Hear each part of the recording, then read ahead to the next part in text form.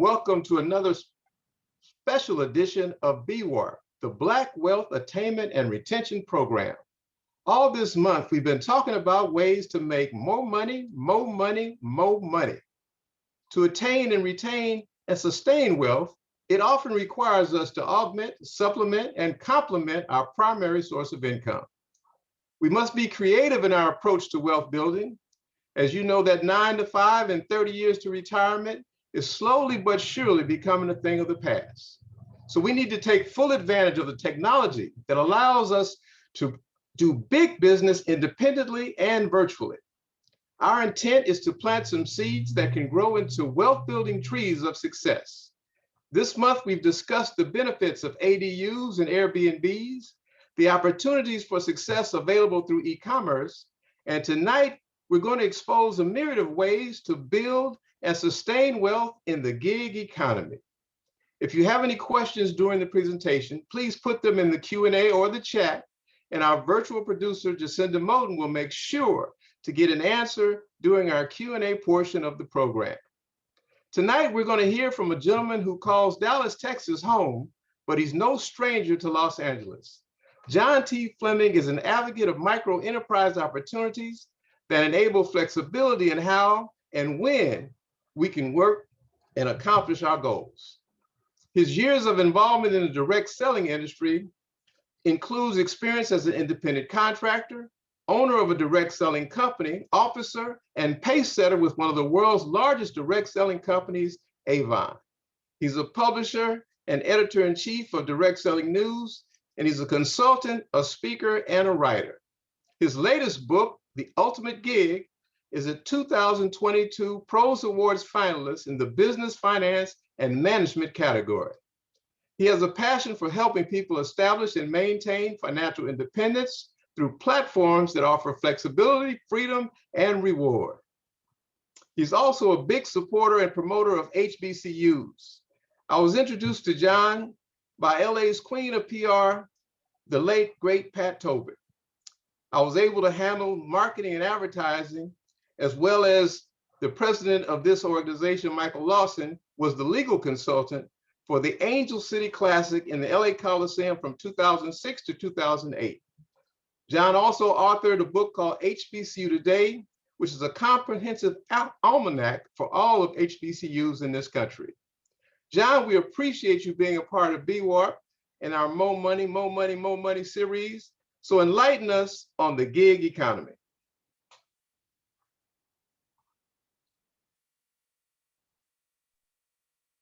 Okay, Jill, I had to unmute myself and I had to find that button. Thank you so much for all of those comments, and thanks to Michael Lawson and the Urban League team for creating such a program and inviting me to be a part of your workshop series. Michael, when your face came on, it just took me back to years past, and I'll never forget how we met.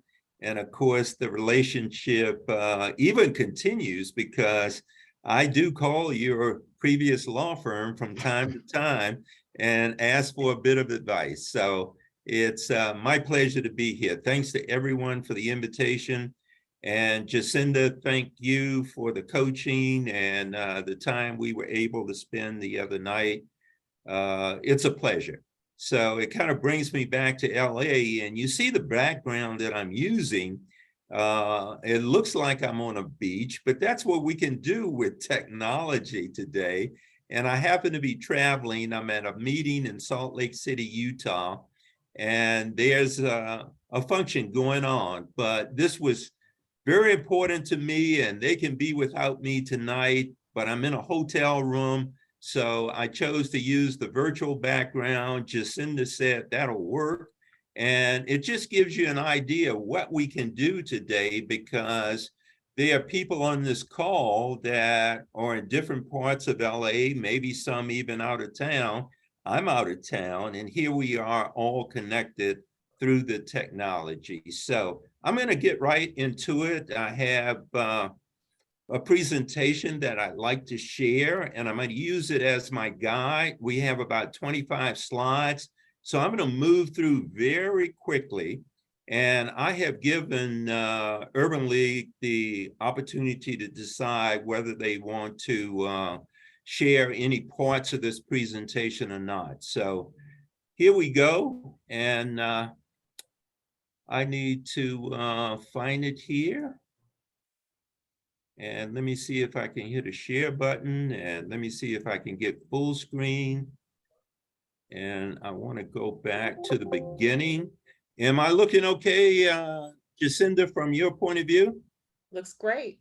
Okay, let's go. And I don't want to go through this too quickly, but we're going to move to stay on schedule, and then hopefully we have some opportunity for dialogue, questions, whatever thoughts you may have. This subject, I think, is so very important. And Michael, kudos to you and the team for creating such a program. It's a subject that we don't talk about enough. The Black family is so important to all of us.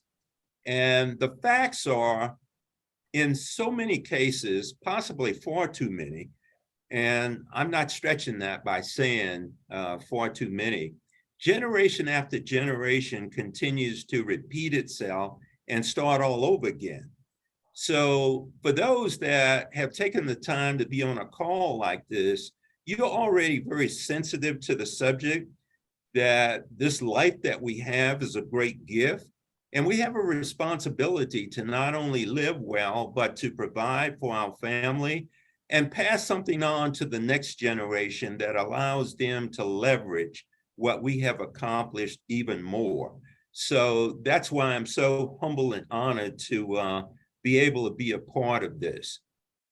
Now, fundamental to wealth accumulation is, to me, basic concepts. I'm not going to talk about where you should invest your money or how you should protect what you have. I'm going to be very fundamental in this presentation. And I do a lot of presentations to a lot of groups, and I enjoy the opportunity to talk about money. And I think we have to earn it. We actually don't make it. They make it in Washington, D.C. at the Treasury Department somewhere, but we have to earn it. And our responsibility is to earn more than we spend consistently. Note, I've underlined consistently, save and invest the difference wisely. Now, if we focus on consistently earn more than we spend and save and invest the difference wisely, we're going to be okay. So let's keep going. And this is a slide that I call food for thought.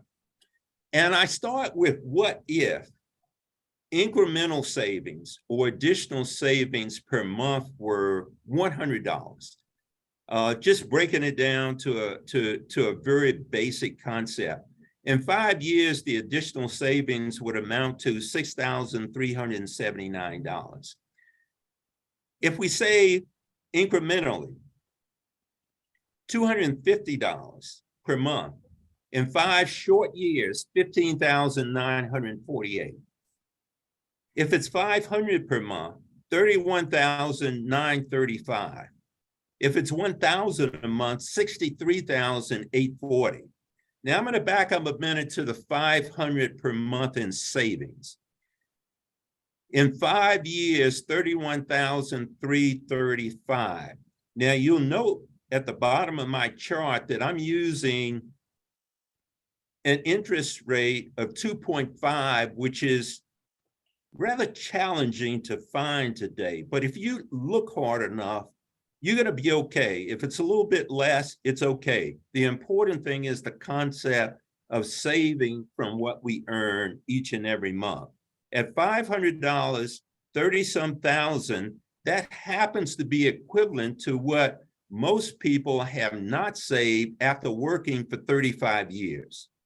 That's why I put this chart out. It's so important to understand that when we talk about wealth accumulation, we're not talking about how to accumulate a lot of money. We're talking about doing prudent, basic things consistently over a period of time, and in a short period of time, it's amazing what we can accomplish. Now, here's a question, and you answer this question to yourself, and I know this is an audience that is very different from average American audience, but the question that I put out, are you saving and investing a minimum of 10% of your income? Now, if you look at this graph, we have some dates going back to October of 2019 up until July 2020. Now, this chart stops at that point because that's when we entered into the pandemic. So in April of 2020, it was just getting started. All of a sudden, the savings rate skyrocketed to about 33.6% because fear set in and everybody was thinking we've got to hang on to what we have. So that was a very unusual number, and it started to slide ever since.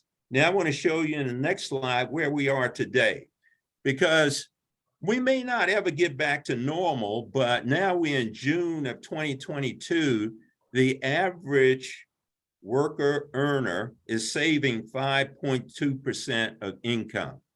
That's why I go back to my question in the slide before the previous one. Are you saving a minimum of 10%? Now we hear the concept of saving 10%, but the question is, are we doing it? And the average right now is at 5.2. Food for thought. Now, this slide is again food for thought, and it's just designed to be thought-provoking. Now, during my career, I've had the opportunity to work with independent contractors and those who are focused on micro enterprise opportunities. I'll tell you a little bit more about that as we go along. But the left side of the chart shows amount in savings: 0, less than 1,000, 1,000 to 5,000, 5,000 to 10, 10 to 20, 20 to 50, and 50 and above. Now, the right side of the chart shows where most Americans land.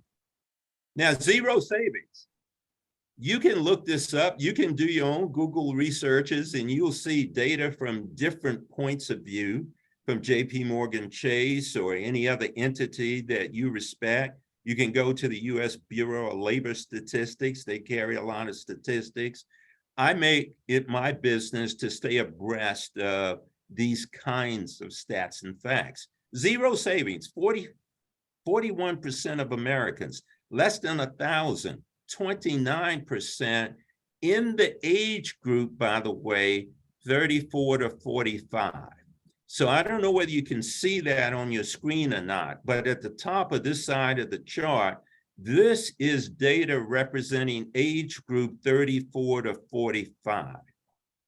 Now, over 1,000, 13%, over 5,000, but less than 10, 4, over 10,000, but less than 25, over 20,000, but less than 50, 2%, over 50,000, 6%. Go back to the top of the chart, because if none of this represents you, it represents the society in which we live, and it's why we might not see as much happiness and peace of mind as we might like to see. The first 2 categories, less than 1,000, 41%, 29%, that happens to add up to 70% in the age category 34 to 45. Unbelievable? Simply stats and facts. Now, I'm going to back up and tell you a little bit more about me and how I got involved in being so excited about any opportunity to talk about what we do with what we have, and why it's so important to earn more than we spend. I've been involved in direct selling a long time. Gerald mentioned my last corporate position was at Avon Products. I was an officer there for many, many years, 15 formal years.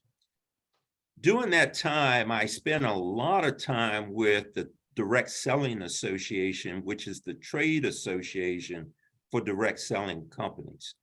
I served on the board. I served on various committees. I was very involved because I felt that direct selling was a vehicle for people from all walks of life, regardless of age, past experience, inexperience. And I always felt that my involvement at Avon was just giving me a small view of possibilities that exist for people that want to work part-time, seeking flexibility and freedom in how they work. I'm an architect by education, so I haven't always been involved in selling or anything like that. But once I understood what was going on, I gravitated to an interest in micro entrepreneurship. I happen to have been honored by the Direct Selling Association with Hall of Fame status. Direct Selling Education Foundation, that's where executives go out speaking on college campuses. I enjoy doing that because we got a chance to talk about the why of direct selling, not how or what you should do if you happen to get involved. I happen to have been honored with Circle of Honor by the Direct Selling Education Foundation. When I left Avon, early retirement, I took over a publication called Direct Selling News. It was in its very formative stages. We built that to being the trade association publication for direct selling executives. I was the first one ever to receive a Lifetime Achiever Award. I founded Ideas and Design Group, which is a consulting group. I remain the key principal of that group. I founded Black Educational Events. We got involved in producing Black college events and had the opportunity to work closely with HBCUs for many years. 4.5 years ago, I started to research the gig economy. Why? Because so many people were finding it to be appealing and an answer to maybe a need or a dream. So I continue to devote most of my time to Ultimate Gig, the research and the writing and publishing of work concerned with the gig economy. Let's move forward. Why am I so excited about the gig economy phenomenon? Well, it is a phenomenon. It's unbelievable. Over 57 million Americans involved today, and the projection is within 5 years, it'll go over 75 million, contributing already 1.4 trillion to the US economy. Approximately 40% of the workforce is currently involved. Actually, it's more like 38, but close to 40. Up to 80% may be interested because they may not be achieving all that they desire to achieve from the traditional work model of the industrial economy that has been with us for over 100 years. It's growing at a rate of 8.1%. Workforce growth is about 2.6%. Here's something that happened in 2021. We heard a lot about it in media. The workforce will be dominated by independent contractors within the next decade. Flexible income opportunities are appealing.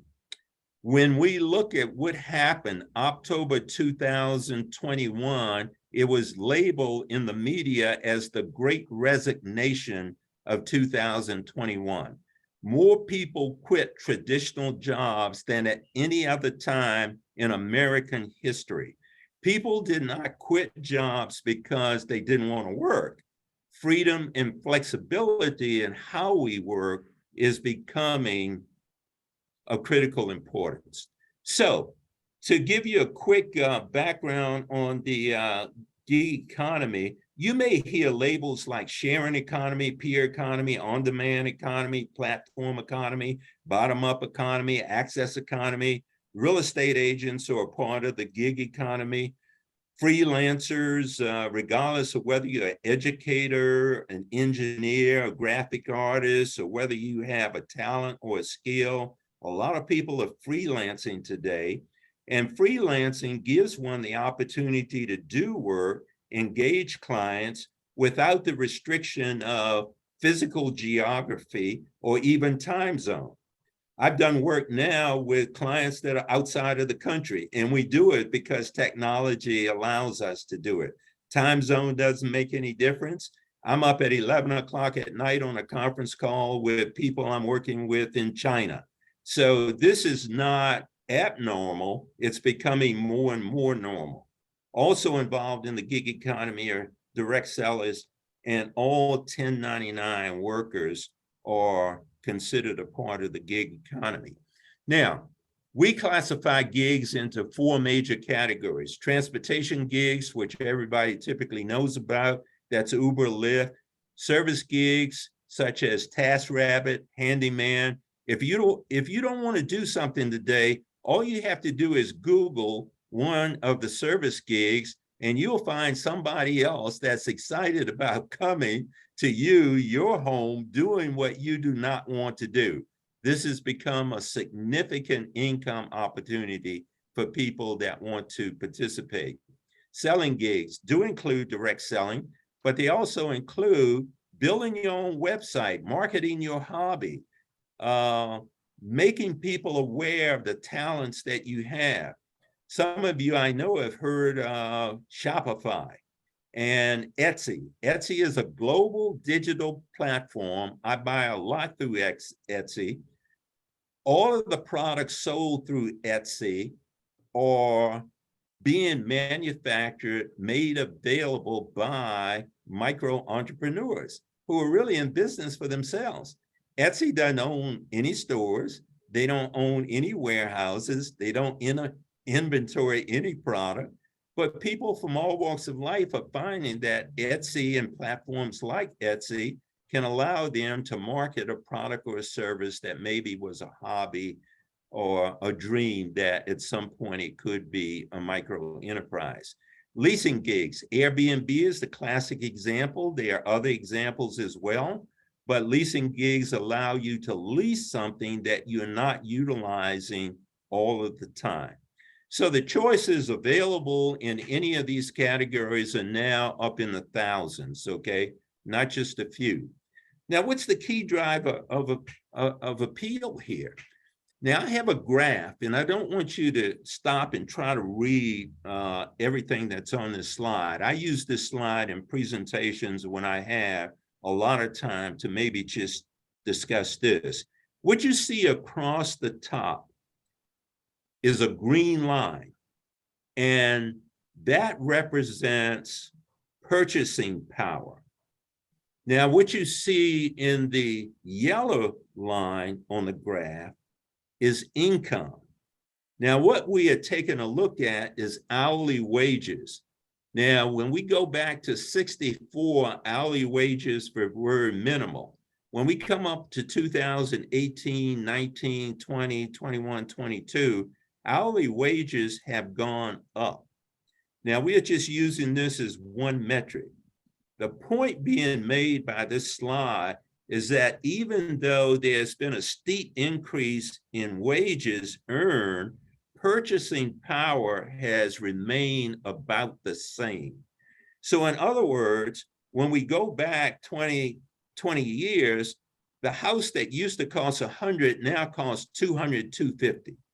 So purchasing power has not increased as income has increased. This is something that we all want to be aware of. So the question becomes, how do we gain control? And it's ironic that in the intro video, Urban League is using some verbiage that we also use. So I'm delighted to piggyback. The concept of leverage is a strategy. And what are we talking about? Utilization of underutilized assets. Now, underutilized assets can be in the form of time, knowledge, skills, experience, and or physical assets. And what we're talking about here is utilizing underutilized assets to leverage them into new income possibilities. All of us can probably think about underutilized time. underutilized knowledge, underutilized skills, underutilized experience, and underutilized asset. The founders of Uber and Lyft did incredible research and found that cars were parked 80 to 90% of the time. So the people who own cars have an underutilized asset. So Uber and Lyft didn't replace the taxi cab model, they disrupted that model. Uber and Lyft do not own physical assets. They allow people from all walks of life to leverage an underutilized asset. I use Uber exclusively, not because I think it's better or anything like that. It's just that I started with Uber, and I've interviewed personally close to 300 drivers, all walks of life, some PhDs, some teachers that were driving on their breaks, their lunch hour, some very skilled, some unskilled, some former homemakers seeking flexibility and control of their time that wanted to earn some additional income, leveraging an underutilized asset. So the big thing about the gig economy is the gig economy in one of its formats can enable leverage. Gig workers are micro entrepreneurs who work when they desire as independent contractors and freelancers versus being in a traditional form of employment. Now, many of you might be thinking, if you haven't explored the gig economy, well, give me some examples. The first example I want to give you is based on research. When trying to understand the motivation of why we pick, not why we pick, why individuals choose a gig, 96% of the responders were seeking flexible work, flexible hours in how they work. And then you see some of the other reasons. Now, I just picked a few examples: Airbnb, TaskRabbit, Uber, Lyft, DoorDash, other, Etsy, the platform I talked about. Upwork is a place where freelancers can go and market their talent, skills, etc., connect with clients that need those services. Income could be anywhere between $20 an hour to $100 an hour, $200 an hour. I'm going bottom up. Etsy, average income about $150 per month. Uber, Lyft, DoorDash, other about $300 per month. TaskRabbit, about $380 per month. These are averages. That means a lot of people earn more, some people earn less. Point is, they're doing it when they want to, how they want to. Airbnb, leasing an underutilized room in the home, or the home itself, or the garage, or a yard as a parking space, whatever it might be. Airbnb, average monthly income for those who are participating, $924 a month. Food for thought. Now, here's what we know from all of the research that we've done. The gig economy is making a difference because it enables the ability to work when you want to, how you want to, with freedom and flexibility. Women are a growing segment in the gig economy, almost 50-50 in terms of male-female participation. 51% male, 49% women. That's according to our latest research, October 2021. We expect women to become the majority, quite frankly. Here's what we know: $500 to $1,500 in incremental income can make a huge difference regardless of what walk of life you're in.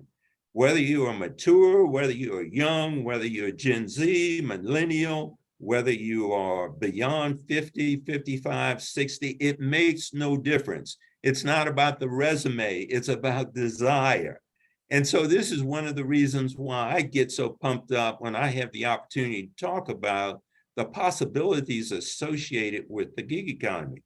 55 and above, by the way, you know, I don't know what the average age of this audience would be. That's the group that has been most vulnerable to premature replacement and displacement.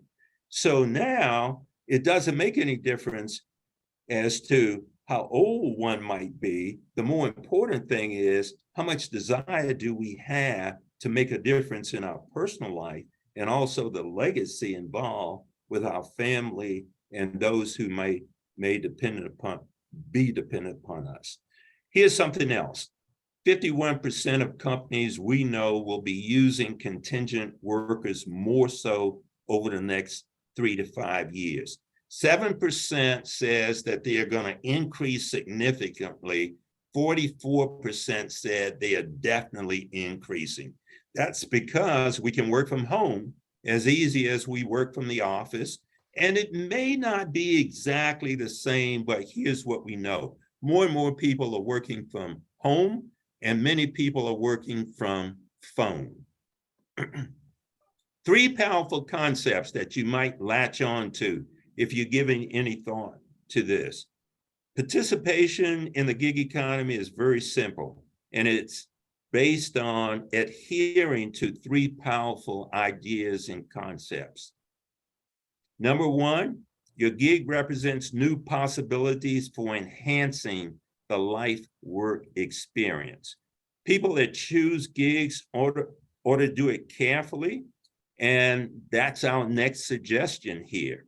Gerald mentioned, wrote a book published by one of the most notable academic publishers in the world, Emerald Publishing, based out of UK.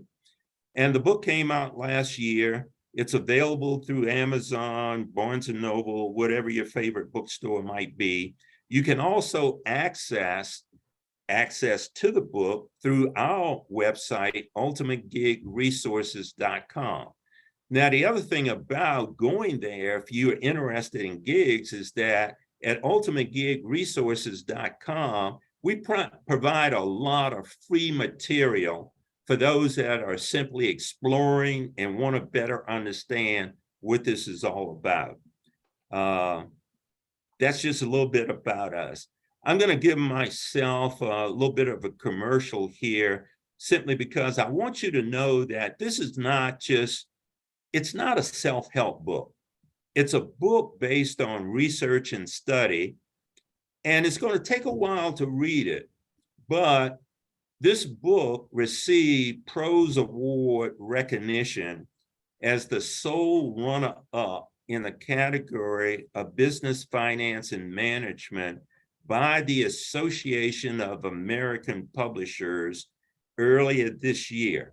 That's a huge award for a group of people that came together that said this book is necessary.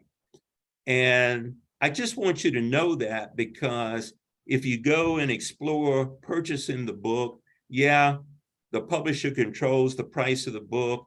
It's not a $9.95 book. It's going to cost you a little bit more, but it's a book that I think becomes a resource to help your thinking process about what you do with your most precious asset, and that is the time that you have. So another thing to keep in mind if you go the route of engaging gig or gigs is that here's simple concepts. You know, if you get involved in whatever you do, be kind. Thank every new customer or client for the opportunity you have to serve them. You know, all of us have probably been in an Uber, and some people act like they're really, or we are lucky to find them. And then you have another driver that welcomes you, that makes you feel good, that may even offer, you know, a bottle of water, that starts a conversation. And those are the Uber drivers that I love. I have been in a car, few occasions, by the way, where you kind of wonder if the driver really understands customer service.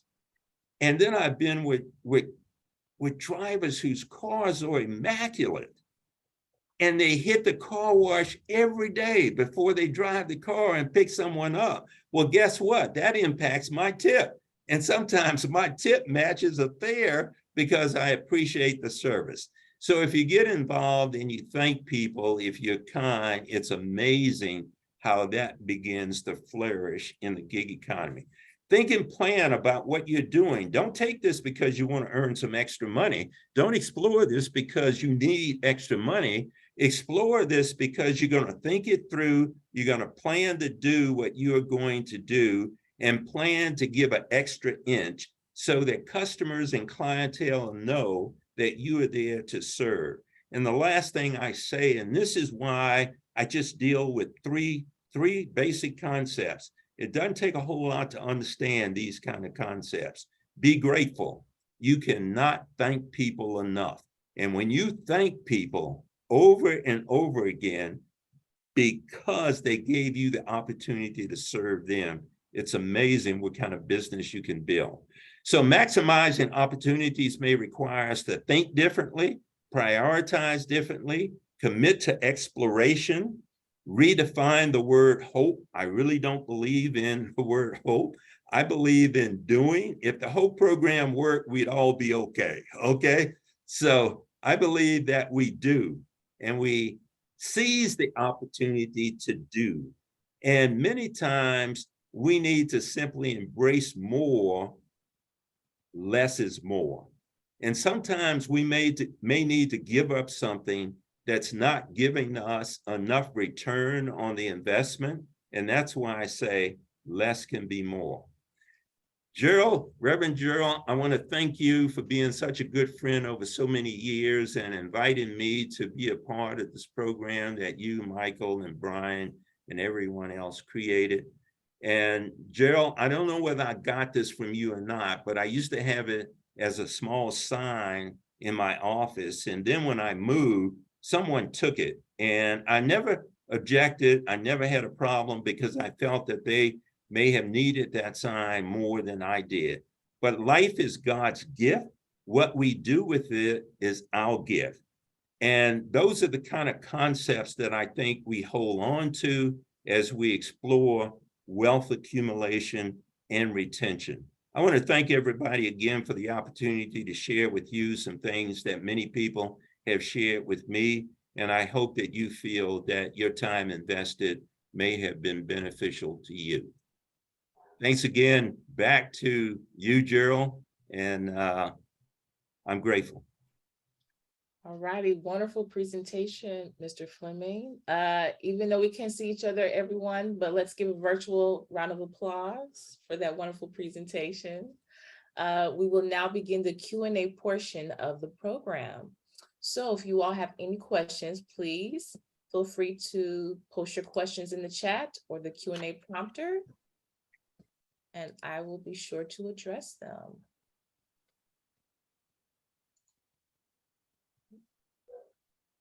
Right. So while we're waiting, I know one person mentioned about the recordings of the presentations. For those that are not aware, you can find the presentations on the website. I put it in the Q&A prompter, but I'm going to put it in the chat. And this presentation should be available by next week. But if you want to see past presentations, you can visit that link. Right. I see the comments coming through, Jacinda. So again, as I just said, you can't say thank you enough, but this is all about sharing and benefiting from one another. So my pleasure. Thank you for your comments. I thank you for the opportunity to just share. So it's gratifying to see the thank yous, but it's all about you, and hopefully you gain something from what we talked about. All right. Oh, we have one question here. With gig work, what would be some jobs with the highest incomes? Well, let me say this in response to that. Erase the word job from your vernacular concerning the gig economy. Gigs are not jobs. Those who work gigs are really representing a brand as an intermediary, functioning to connect a brand, product or service with clientele, customers or clients who need those services. So the gig worker as the intermediary is really their own boss, because they decide when they want to work, how they want to work. Now, as I mentioned, I'm a freelancer, I'm a consultant. So I can be on a call like this at 11 o'clock at night or 11 o'clock in the morning. It's up to me to schedule at the client customer's convenience. So whatever gig you look at, be it in the sector of transportation, service, selling, or leasing, you decide when you want to work the gig. Now, you can Google gig economy and you'll find all kinds of information. You can go to our website, you'll find some information there free, in addition to access to Amazon and bookstores where you could buy the book. The most important thing is to explore, but to understand that you are exploring to be your own boss. And you will look in the mirror every day and you will become excited about when you decide to go to work and how you want to do the work. And that's very exhilarating. So it's not you taking on another job, you're taking on an opportunity to be your own boss. And as I often say, you take on the opportunity to become more of the architect of your own destiny. I hope that helped to answer the question. Love it, love it. You create the type John, if I may, as far as that income question goes, I believe that the income is driven by the passion that you have for whatever you decide to go into. So when you're making a decision on what segment of the gig economy you want to play in, you want to make sure that it's something that you are excited about, that you have a passion about, something that comes to you naturally, you know, something that you were doing when you were a little kid and didn't realize it could become a business today. So if you're worried about how much money you're going to make, always do what you're passionate about and the money will take care of itself. Jacinda, I see two questions, and the first one I saw came from an educator, and they were asking if we had any recommendations. And I just love that one because some of my best friends are educators and teachers. And the beautiful thing about this moment in time and our ability to utilize technology like this is that I know many educators that are now tutors. And how do they tutor? They don't go to the home, they get on a Zoom call. My granddaughter takes music lessons just like we are involved right now. The only difference is there's an instructor and my daughter is playing the violin or the piano, and the instructor is critiquing her via a Zoom call. She and the instructor don't interact personally. So that to answer the question, educators, teachers represent a lot of knowledge, a lot of perhaps underutilized knowledge, which is an asset. And it's so easy to build a website. There are all kinds of entities that can help you do that. Doesn't cost a lot of money. Jacinda, that might be part of the kind of business that you're in. I'm not quite sure. I know you're pretty good at coaching us who participate in a forum like this. So there's so many possibilities for educators, teachers to maybe do something part-time, in between time when they want to, whereas they can engage more students and share their great asset of knowledge in new and different ways and get paid, by the way. Definitely, definitely. Share that knowledge, educators. Next question. Okay, interesting. I recently had an experience with a few Uber drivers. I don't mind tipping, but what do you do for a driver whose car is dirty? He didn't say a word, or when he answered your question, he barely acknowledged you. We Don't tipped him, tip. Don't tip. Yeah, that's your vote because you're voting on the quality of service. And that's why I said, when I get service, when I get a clean car that's immaculate, when I get a driver that wants to be conversational, it gives me the opportunity to find out something about that driver, what motivated them to do what they do. And when you get out of the Uber, you know, you don't have to exchange any money. So they'll just bill you, and then you decide whether you want to tip or not. Now, you also are asked to rate their service from 1 to 5 stars. 0 is a rating. No tip is a rating. And there are people that engage in work simply because they're looking for a job and they didn't realize that they are their own boss. So that's the mistake you can make by venturing into something simply because you think you need money. It should not be that way.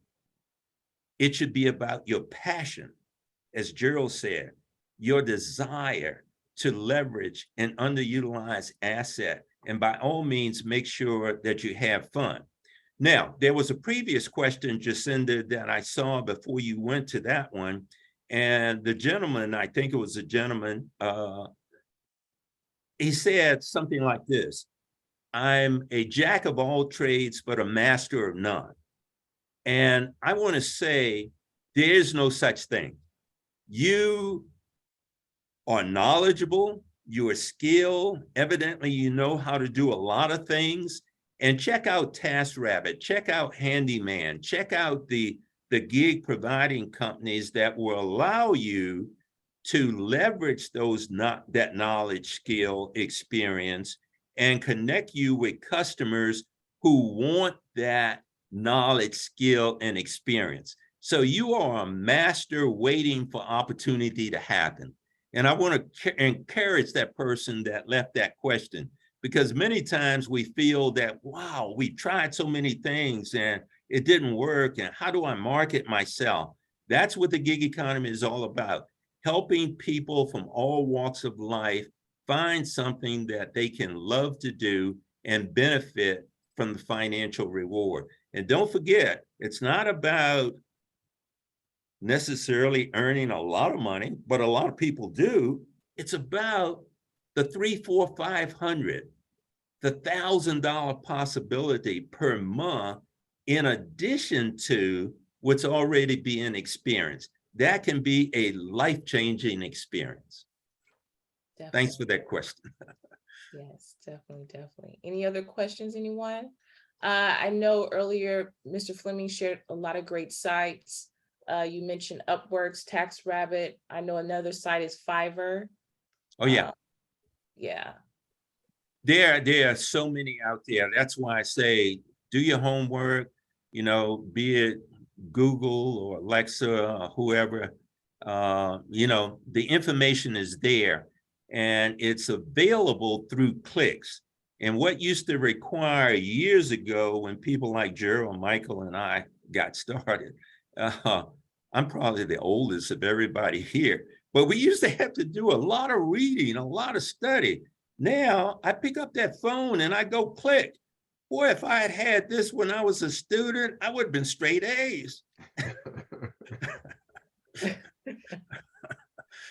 Now we go click and boom, we know something that we never knew moments ago, simply because we take the time to explore. Definitely. So much convenience that we have with the phone. Definitely can't take that for granted. All righty, any other questions?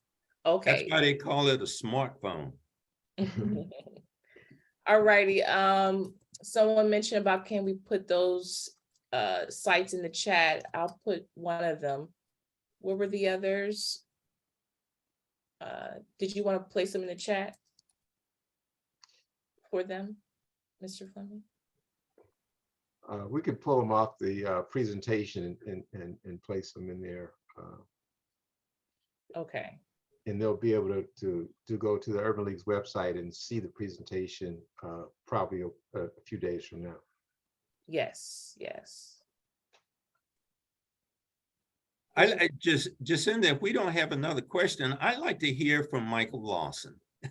Oh, you're going to hear from Michael. Oh, yeah. He always gets the last word. I haven't seen my brother in so many years. I just got to hear a few words from Michael, and that would make my day. Right. I'll tell you what, since there doesn't seem to be any new questions that have come in, we're going to get to that right now. We're going to hear from the Urban League president, Michael Lawson, who, as I mentioned earlier, was a part of a team that John put together when he brought the Angel City Classic to Los Angeles, and we have formed a bond that has lasted since then, and we stay in touch. But before Michael speaks, I just want to remind everybody that we appreciate you tuning in with us tonight, and we want you to tell all your family and friends to register for the BWARP workshops. We have one more in the month of August, Rewirement for Personal Success, which is going to be a great presentation, just as tonight's was, given by retired banking executive Daryl Brown. A lot of you may have known or heard of him from US Bank.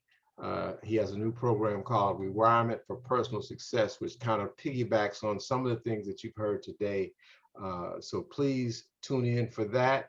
And with that, I'm going to turn it over to Michael Lawson and let him close out the remarks for this event this evening. Well, thank you very much. Before I start with my remarks, John, it has been a pleasure listening to you talk about these very important issues. I mean, this is, you have nailed every single issue. And the important thing is that you've done the research, you've done the homework,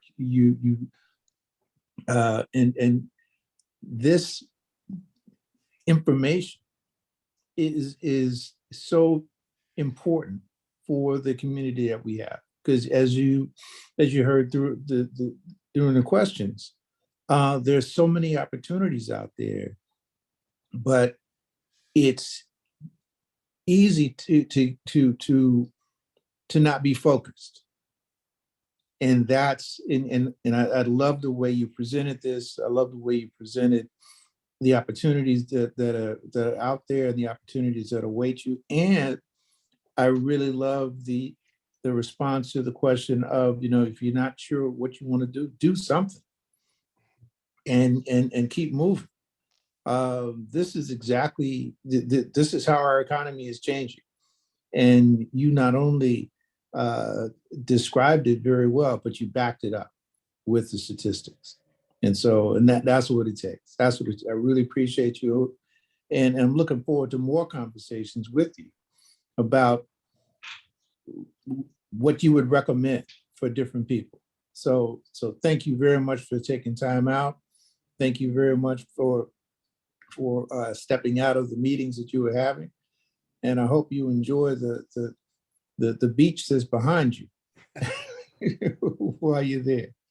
But with that, I just want to say, kind of close out today's event by saying good evening to everybody that was on this call. You learned a lot today. If you didn't learn a lot, you weren't paying attention, because there's a lot of information that came out of this. For those of you who don't know, my name is Michael Lawson, President and CEO of the Los Angeles Urban League. And on behalf of the Los Angeles Urban League and Parkside Economic Development Corporation, I thank you for participating in tonight's Black Wealth Attainment and Retention Program. We hope that our series on the importance of Black wealth attainment and retention were of much benefit to each of you. I thank Gerald Smith, Chairman of Parkside Economic Development Corporation, Brian Williams, Chief Operating Officer of the Los Angeles Urban League, for their leadership presenting BWARP, as we fondly call this webinar series. I also thank the Los Angeles Urban League and Parkside Economic Development Corporation staff for their diligently working on these webinars. Thank you, Jacinda and Michael Rodriguez, for producing BWARP, and my team members, Michael Rodriguez and Ron Carter, for your commitment to marketing the BWARP series. More importantly, thank you, John, for this presentation. As I said earlier, the conversation centered on the gig economy is an important one. The gig economy is thriving. American workers are experiencing, by many measures, one of the best job markets ever. And let me back up. These aren't jobs. They're experiencing the market in a way that they weren't able to experience it before. The unemployment rate is matched a 53-year low. Job listings for available work are at historic highs. Wages, while not quite keeping up with inflation, are rising at their fastest pace in decades. If you're interested in joining the gig economy, and you're interested in becoming an entrepreneur, you should visit the Los Angeles Urban League Entrepreneurship Center. We can help you with access to capital, financial accounting, and technical support. We are offering, in partnership with the SBA, a small business navigator program as well.